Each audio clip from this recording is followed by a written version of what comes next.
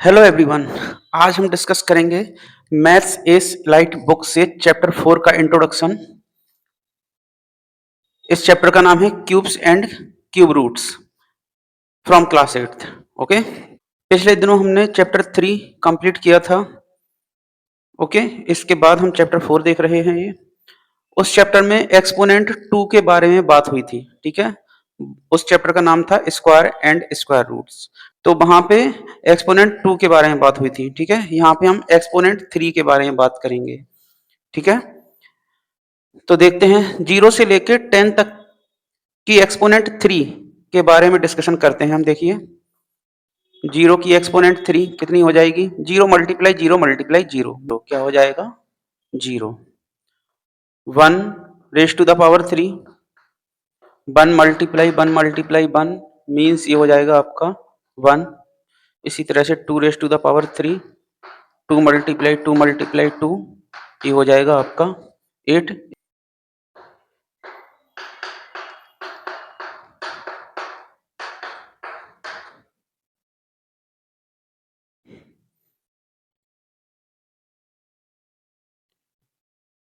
इसी तरह से मैं यहाँ पे 10 रेज टू द पावर 3 तक लिख रहा हूं।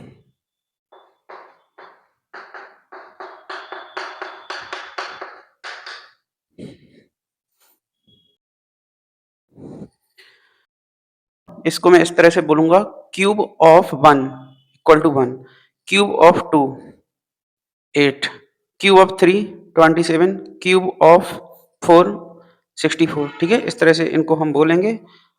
और cube root of 27 3, cube root of 8 2, cube root of 1 1, इस तरह से। ठीक है, रिवर्स में क्या बोलेंगे? क्यूब रूट मतलब 5 का क्यूब 125 है और 125 का क्यूब रूट 5 है। यहाँ पे इसको क्यूब क्यों बोलते हैं? क्योंकि हमने जो स्क्वायर पढ़ा था वो 2 डायमेंशनल शेप के लिए पढ़ा था। ठीक है, इसलिए वहां पे जो एक्सपोनेंट थी वो 2 होती थी। जैसे रेक्टेंगल का एरिया निकालना है, 2 डायमेंशन का केस है। सर्किल का एरिया निकालना है, 2 डायमेंशन का केस है। अब इनके एरिया निकालने कैसे हैं वो अपन किसी और चैप्टर में डिस्कस करेंगे। इसके लिए भी आगे चैप्टर होंगे। ठीक है, लेकिन ये एक्सपोनेंट 2 और एक्सपोनेंट 3 यहाँ तक ही बात क्यों की जाती है? एक्सपोनेंट 4 के बारे में कोई चैप्टर क्यों नहीं बनाया जाता, वो बता रहा हूं मैं आपको। क्योंकि स्क्वायर और स्क्वायर रूट में आपका एरिया से संबंधित जो एप्लीकेशंस होती हैं वो डिस्कस की जाती हैं, और क्यूब्स एंड क्यूब रूट्स में जो वॉल्यूम से संबंधित एप्लीकेशंस होती हैं वो डिस्कस की जाती हैं। जैसे यहाँ पे 3 डायमेंशन में बात होगी, क्यूब एंड क्यूब रूट में 3 डायमेंशन में बात होगी, इसलिए जो एक्सपोनेंट है वो 3 है। जैसे मैंने बनाया यहाँ पे एक क्यूबॉइड, अब इसका वॉल्यूम निकालना है मुझको, तो कैसे निकलेगा? ये एल होता है यहाँ पर, मतलब लेंथ, ये ब्रेड्थ होती है और ये हाइट होती है। अब ये इसकी जो बात है, इसके वॉल्यूम की जो बात है वो 3 डायमेंशन वाली बात है ना, जिसमें लेंथ आ रही है, ब्रेड्थ आ रही है, ये 2 डायमेंशन हो गई, और हाइट 3rd डायमेंशन हो गई इसकी। ठीक है, तो किसी भी चीज का वॉल्यूम से संबंधित जो एप्लीकेशन है वो आपके क्यूब्स एंड क्यूब रूट्स में आती हैं। ठीक है, और 4 डायमेंशन होती नहीं है, इसलिए एक्सपोनेंट 4 किसी चैप्टर में अलग से डिस्कस नहीं किया जाता। एक्सपोनेंट 2 अलग से चैप्टर बनाया जाता है, एक्सपोनेंट 3 अलग से चैप्टर बनाया जाता है। ठीक है, क्योंकि इनकी डेली लाइफ एप्लीकेशंस हैं। ठीक है, 2 डायमेंशन के बारे में बात होगी तो स्क्वायर्स एंड स्क्वायर रूट्स के बारे में बात होगी, 3 डायमेंशन के बारे में बात होगी तब क्यूब्स एंड क्यूब रूट्स के बारे में बात होगी। ठीक है, आई थिंक ये बात आपको समझ में आ गई होगी। तो अब आगे देखते हैं मैटर क्या है। तो मैंने आपको बता दिया कि 6 का क्यूब होगा 216 और 116 का क्यूब रूट होगा 6। ठीक है, अब आगे इसकी प्रॉपर्टीज पे डिस्कशन करते हैं।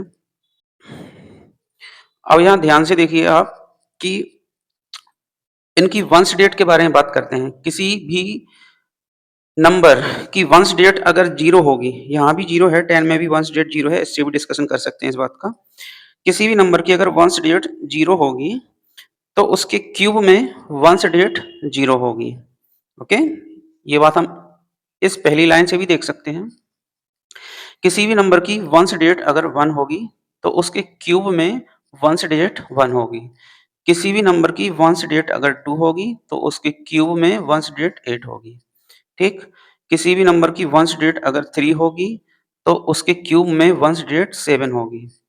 किसी भी नंबर की वंस डिजिट अगर 4 होगी तो उसके क्यूब में वंस डिजिट 4 होगी। किसी भी नंबर की वंस डिजिट अगर 5 होगी तो उसके क्यूब में वंस डिजिट 5 होगी। किसी भी नंबर की वंस डिजिट अगर 6 होगी तो उसके क्यूब में वंस डिजिट 6 होगी। किसी भी नंबर की वंस डिजिट 7 होगी तो उसके क्यूब में वंस डिजिट 3 होगी। ठीक है? किसी भी नंबर की वंस डिजिट अगर 8 होगी तो उसके क्यूब में वंस डिजिट 2 होगी। किसी भी नंबर की वंस डिजिट अगर 9 होगी तो उसके क्यूब में वंस डिजिट 9 होगी। ठीक है? किसी नंबर के क्यूब की वंस डिजिट 0 हो सकती है? हो सकती है। किसी नंबर के क्यूब की वंस डिजिट 1 हो सकती है? यस, हो सकती है। किसी नंबर के क्यूब की वंस डिजिट 2 हो सकती है? देखिए यहाँ आ रही है। किसी नंबर के क्यूब की वंस डिजिट 3 हो सकती है? ओके, यहाँ आ रही है। किसी नंबर के क्यूब की वंस डिजिट 4 हो सकती है? हाँ, हो सकती है। किसी नंबर के क्यूब की वंस डिजिट 5 हो सकती है? हाँ, हो सकती है। किसी नंबर के क्यूब की वंस डिजिट 6 हो सकती है? यस, हो सकती है। किसी नंबर के क्यूब की वंस डिजिट 7 हो सकती है? हाँ, हो सकती है। किसी नंबर के क्यूब की वंस डिजिट 8 हो सकती है? हाँ, हो सकती है। और किसी नंबर के क्यूब की वंस डिजिट 9 हो सकती है? देखिए, हाँ, हो सकती है। तो यहाँ पे सारी डिजिट्स का यूज़ कर लिया गया है। मतलब आप नंबर को देख के नहीं बता सकते हो कि ये परफेक्ट क्यूब होगा या नहीं होगा। परफेक्ट क्यूब क्या होते हैं?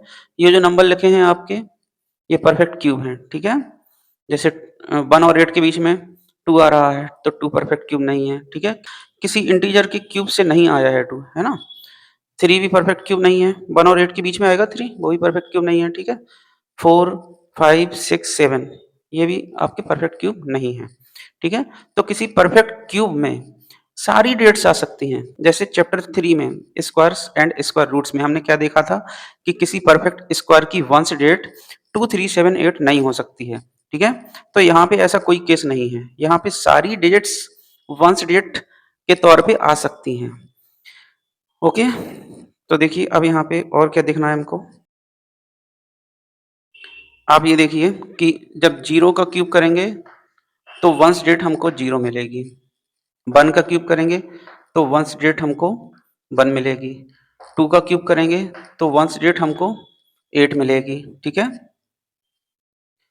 और 3 का क्यूब करेंगे तो वंस डिजिट हमें 7 मिलेगी। 4 का क्यूब करेंगे तो वंस डिजिट हमें 4 मिलेगी। 5 का क्यूब करेंगे तो वंस डिजिट हमें 5 मिलेगी। 6 का क्यूब करेंगे तो वंस डिजिट हमें 6 मिलेगी। 7 का क्यूब करेंगे तो वंस डिजिट हमको 3 मिलेगी। 8 का क्यूब करेंगे तो वंस डिजिट हमको 2 मिलेगी। 9 का क्यूब करेंगे तो वंस डिजिट हमको 9 मिलेगी। ठीक है? तो आप यहाँ पे ये देखिए कि यहाँ पे 2 का क्यूब करने से वंस डिजिट 8 आ रही है, मतलब कोई भी ऐसा नंबर जिसकी वंस डिजिट 2 होगी, तो उसके क्यूब में वंस डिजिट 8 आएगी, ठीक है? और इसका रिवर्स भी ऐसा ही है, किसी नंबर की वंस डिजिट अगर 8 होगी, तो उसका क्यूब करने से वंस डिजिट आपको 2 मिलेगी, ठीक है? तो मतलब एक दूसरे का क्यूब करने से ये आ रहे हैं। किसी भी नंबर की वंस डिजिट अगर 2 होगी, तो उसका क्यूब करने से वंस डिजिट आपको 8 मिलेगी और किसी भी नंबर की वंस डिजिट अगर 8 होगी, तो उसका क्यूब करने से वंस डिजिट आपको 2 मिलेगी, ठीक है? ये दोनों डायरेक्शन में है। इसी तरह से ये भी दोनों डायरेक्शन में है। कोई भी ऐसा नंबर जिसकी वंस डिजिट 3 होगी, उसका क्यूब करने से वंस डिजिट आपको 7 मिलेगी और किसी भी नंबर की वंस डिजिट अगर 7 होगी, तो उसका क्यूब करने से वंस डिजिट आपको 3 मिलेगी। ठीक है? तो ये एक दूसरे की डायरेक्शन में है ना? 3 के लिए 7 आ रहा है, 7 के लिए 3 आ रहा है। 4 के लिए 4 ही है, 5 के लिए 5 ही है, 6 के लिए 6 ही है और देखिए मैंने ये लिख ही दिए हैं आपके। जो दोनों डायरेक्शन में हैं, उनको मैं एक ही बार लिख देता हूँ, ठीक? तो ये 2 8 तो ये 2 8 का ये मिटा दिया मैंने और 3 7 और 3 7 का ये मिटा दिया, ठीक है? बाकी सब सेम है, ठीक है? तो आपको किस-किस का याद रखना है केवल? केवल इन दोनों का। ये देखिए आप 2 और 8 यहाँ पे फ्रेंड हैं, 3 और 7 यहाँ पे फ्रेंड हैं, ठीक है? ठीक है? कोई सा भी ऐसा नंबर जिसकी वंस डिजिट 2 होगी, उसके क्यूब में 1 डिजिट 8 होगी। ये मैं आपको अभी बता ही चुका हूँ। और कोई सा भी ऐसा नंबर जिसकी 1 डिजिट 8 होगी, उसके क्यूब में 1 डिजिट 2 आएगी। इसी तरह से ये भी है। और बकाया की जितनी डिजिट्स हैं उनमें सेम डिजिट्स आ रही है क्यूब करने पे, ठीक है। किसी भी नंबर की 1 डिजिट 0 होगी तो उसके क्यूब में 1 डिजिट 0 मिलेगी। इसी तरह से यहाँ भी है, यहाँ भी है, यहाँ भी है, यहाँ भी है, यहाँ भी है। बिल्कुल सिंपल है। बस आपको ये 2 पेयर याद रखने हैं कि 2 से आपको 8 मिलेगा, 8 से 2 मिलेगा, 3 से 7 मिलेगा, 7 से 3 मिलेगा। ठीक है? You can note down.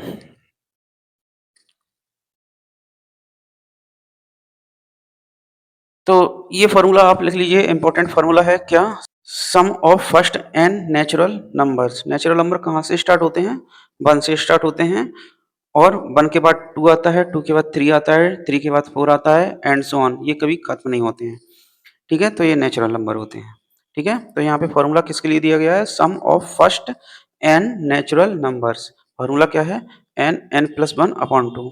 First N natural number मतलब फर्स्ट एन मतलब शुरुआत 1 से करनी है आपको।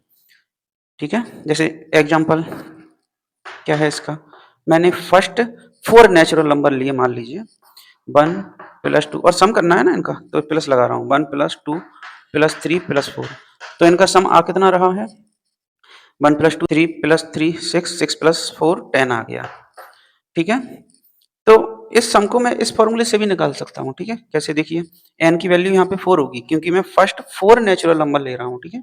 अब यही सम मैं इस फॉर्मूले से निकालूंगा। देखना, n की वैल्यू यहाँ पे 4 रखूंगा।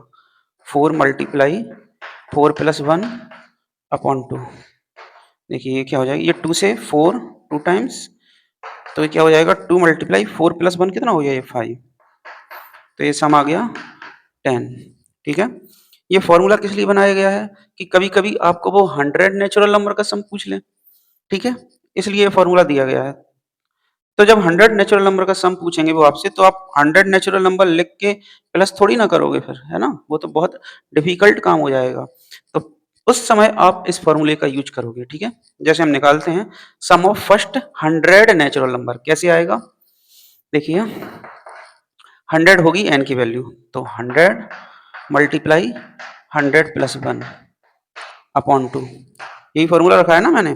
n मतलब 100 और n प्लस 1 मतलब 100 प्लस 1 और अपॉन 2। ठीक है? सॉल्व कीजिए इसको। तो ये आया 50। तो ये कितना हुआ आपका?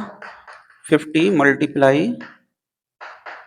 101 मल्टीप्लाई कीजिए 50 को मैं कुछ समय के लिए 5 मान लेता हूँ। ठीक है? 5 का मल्टीप्लाई कर दीजिए तो कितना आया?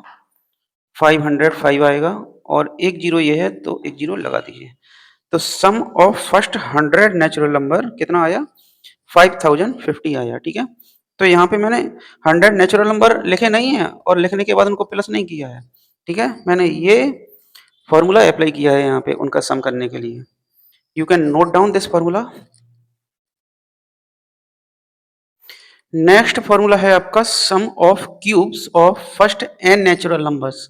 ठीक है? एग्जाम्पल, क्यूब करना है फर्स्ट एन नेचुरल नंबर का, जैसे 1 का क्यूब प्लस 2 का क्यूब प्लस 3 का क्यूब, इस तरह से। ठीक है? मैं ज़्यादा नंबर नहीं ले रहा हूँ यहाँ पे। देखिए आप यहाँ पे फर्स्ट 3 नेचुरल नंबर का क्यूब किया गया है और उनका सम किया गया है। यही लाइन ये लिखी है। ठीक है? तो इसका आंसर क्या आएगा? देखिए, मैं अभी इसको बिना फॉर्मूले के कर रहा हूँ। ये देखिए, ये आएगा आपका 1, 2 का क्यूब आएगा आपका 8 और 3 का क्यूब आएगा आपका 27। ठीक है? इनको प्लस कर दीजिए तो ये सम आ रहा है आपका 9, ये 36।